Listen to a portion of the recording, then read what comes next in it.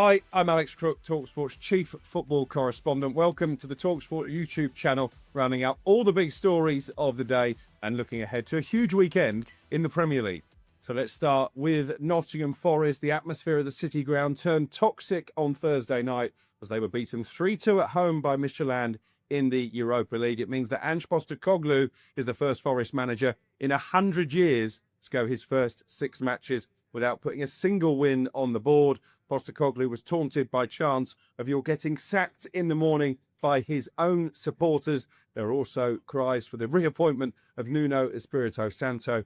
Obviously, that won't happen. He's at West Ham now, but the pressure does already seem to be cranking up on Postecoglou. Evangelos Marinakis, not renowned for his patience, was watching on from the stand, shaking his head almost in disbelief at times. Now, there's no suggestion that Marinakis would pull the trigger on Postecoglou this early in his tenure, but clearly results will have to improve to get those Forest fans back on side. And he is an owner, Marinakis, who likes to be popular with the supporters. I think Evangelos Marinakis has given himself a massive problem, and this is an owner who I think will listen to fan reaction. He'll maybe take note of what's being said on social media. If it doesn't turn around quickly, I think Postecoglou will find himself under pressure. Is there a situation here, though, where Marinakis is going to be determined to try and give Postecoglou as much time as possible, having made such a big call in the face of fan protest and actually the fact that they didn't want Nuno Espirito Santo to go, that he has to almost feel as if he has to stick with it? Yeah, he does. I also think he has to, back his manager as well, because, again, I've just did a column on this for the Sun for tomorrow. It's difficult to see where the training minutes are at this moment in time. Where are you getting the ideas across? Again, for players, looking at screens and looking at video isn't going to help you in terms of being on the pitch. Just explain that for us, because of the fact that they're playing twice a week, Thursdays and Sundays most of the time. Yep. Plus you've got they did have the Carabao Cup game before they went out of that. But as a player in the dressing room, how much time do you get on the field now? What's the sort of turnaround? Not much, obviously. Let's just go. They played yesterday, so they would be training today, be recovery day. It would be as Arteta would call them, the non-finishers would be coming in afterwards to go and train and just get some minutes in. Again, they would probably then train Saturday, but it would be match day -1, so it'd be limited on what they can and can't do. So what would they do? Just tactical information? Tactical, but again, manage the minutes now. So you try and get the sprints in the warm-up. Just get as quick as you can, quick firing, small-sided games. Try not to get the lads out too much on their feet. Travel for the game on Sunday. So how frustrating is that for him? Because he's obviously got a tactical plan that he wants to get across, and he can't do so in such limited amount of time. But the one thing I will say in this regard is Ange doesn't come in with a system. He's not an Amorim type coach who comes in and he's just playing his way. He's tweaked the system now. He went 3-4-3 last night, or 3-4-2-1, depending on how you want to look at it. I think until international break, he just had to get over the line, get your first win. And I think he's kind of, shoehorning people in is the only way I could describe it.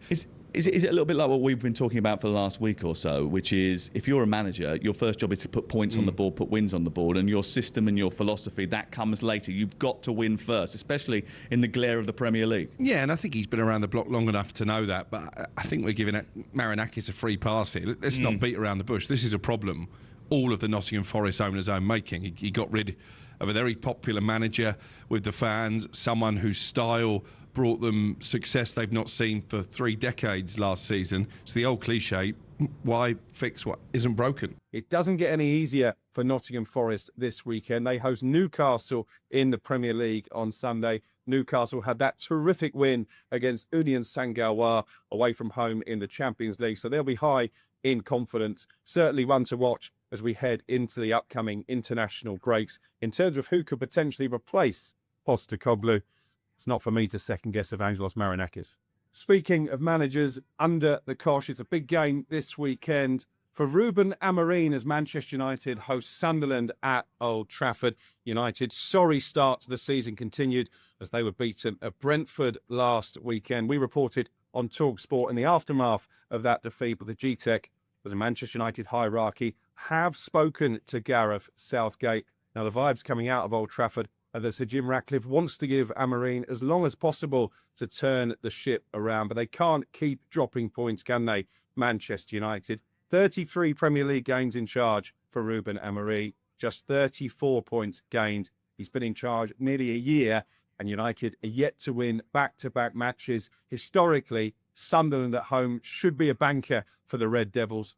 But the Black Cats have made a really impressive start to life in the Premier League under Regis Lebris. In fact, it's them currently flirting with the Champions League places. United looking nervously over their shoulders. In terms of other potential replacements for Amorim, if results don't improve quickly, Oliver Glasner at Crystal Palace is admired. My information is that the Palace hierarchy not confident they can keep him beyond the end of the season. Palace going great guns, won the FA Cup last season. They've just set a club record of 19 games undefeated. Andoni Iraola has also caught the eye down at Bournemouth. Fabian Hertzler has been mentioned, but the impression I get, not just from United, but from sources at Brighton as well, is that this job might come too soon. As I say, United don't have immediate plans to pull the trigger on Ruben Amorim during this international break, but it could be a case of history repeating. A year ago, they effectively decided to fire Erik ten Hag during the October break. He went in November. This game against Sunderland feels massive for Ruben Amorim. So what about the big games this Premier League weekend? Then they don't come much bigger than the one at Stamford Bridge on Saturday tea time. Chelsea against Liverpool has become a bit of a grudge match down the years. Neither team head into it in particularly fine fettle. Liverpool have lost back-to-back games for only the second time during Arne Slot's tenure. They were poor in the Champions League against Galatasaray. Could have been 4-0 down at half-time at Crystal Palace last week. What about Chelsea? Well, they seem to be lacking a bit of attacking inspiration. João Pedro is yet to really fire as he did at the Club World Cup when he first made that move from Brighton. No Cole Palmer again this weekend. They've got issues defensively. Levi Colwill is injured. Trevor Chalobah is suspended. This feels like a good opportunity for Liverpool to get back to winning ways. But I think Arne Slot has got a big decision to make. Florian Wirtz has been really disappointing since becoming the then most expensive signing in the history of the Premier League. £116 million Liverpool spent. He hasn't flourished in his traditional number 10 role. Disappointing when put out on the left against Palace last weekend. And I think Arne Slot needs to revert to the midfield combination that served Liverpool so well as they won the title last season. Dominic Szoboszlai is wasted at right back. I think Slot should put him back in midfield along with Alexis McAllister and the impressive Ryan Gravenberch. Is a headache when you spent so much money. You've changed the dynamic of the team, but it just isn't quite working for Liverpool this weekend. That is, for me, the big game. I do fancy Liverpool to win. And what does that mean for Enzo Maresca? We got that briefing at the weekend that his job wasn't on the line, but it's not been the start of the season that Todd Bowley and the rest of the Chelsea hierarchy were looking for. So again, I think we should be keeping tabs on what happens with Maresca. So there you have it. Those are the top stories and a look ahead to a busy weekend in the Premier League. Join us again on Monday on the talkSPORT YouTube channel when we'll be rounding up more of the top stories.